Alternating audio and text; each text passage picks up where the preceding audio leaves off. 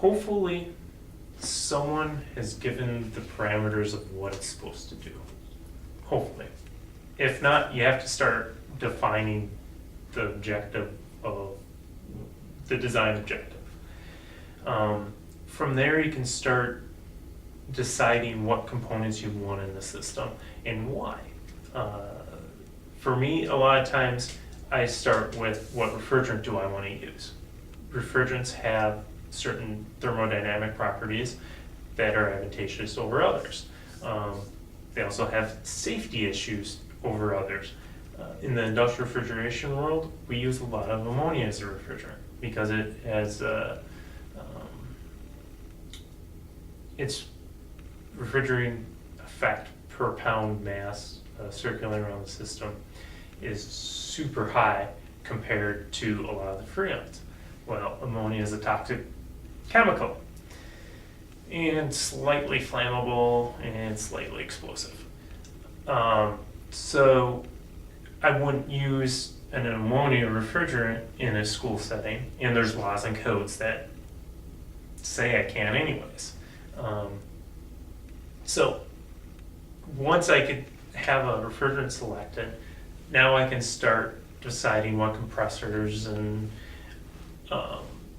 system components I need, heat exchangers for the evaporator, heat exchanger for the condenser, what type of valves I'm going to use. And it's also changes by the system size too, where I might have one compressor, I might have 46 compressors, depending on the size, and temperatures. If I'm trying to make ice cream, I need to have probably multiple temperatures available where I'm cooling the cream as it's coming in.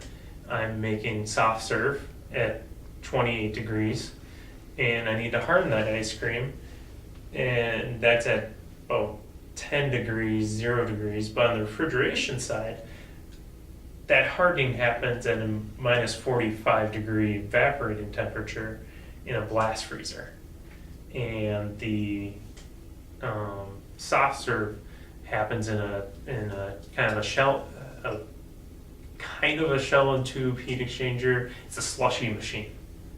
It's called a scrape surface heat exchanger. And that's evaporating, the refrigerant's evaporating at minus 30 typically.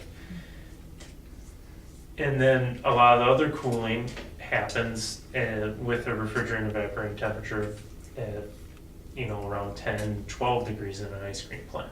So with those temperatures, that affects my design, what components I can use. The physical properties of the refrigerant change over that huge range too, so that affects my pipe sizes. It affects component sizing. It affects pressure drops and all that fun stuff in piping. So with the temperatures defined, you can start really designing the system out.